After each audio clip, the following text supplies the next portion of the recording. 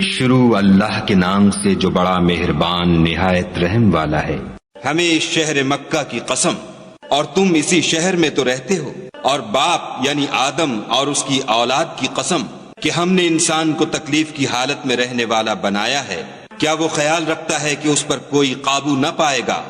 کہتا ہے کہ میں نے بہت سا مال برباد کر دیا، کیا اسے یہ گمان ہے کہ اس کو کسی نے دیکھا نہیں؟ بھلا ہم نے اس کو 2 آنکھیں نہیں دیں، اور زبان اور 2 ہونٹ نہیں دیے؟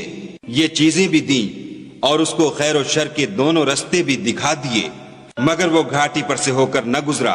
اور تم کیا سمجھے کہ گھاٹی کیا ہے؟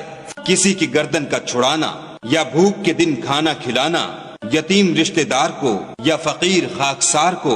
پھر ان لوگوں میں بھی داخل ہوا جو ایمان لائے اور صبر کی نصیحت اور لوگوں پر شفقت کرنے کی وصیت کرتے رہے، یہی لوگ صاحب سعادت ہیں۔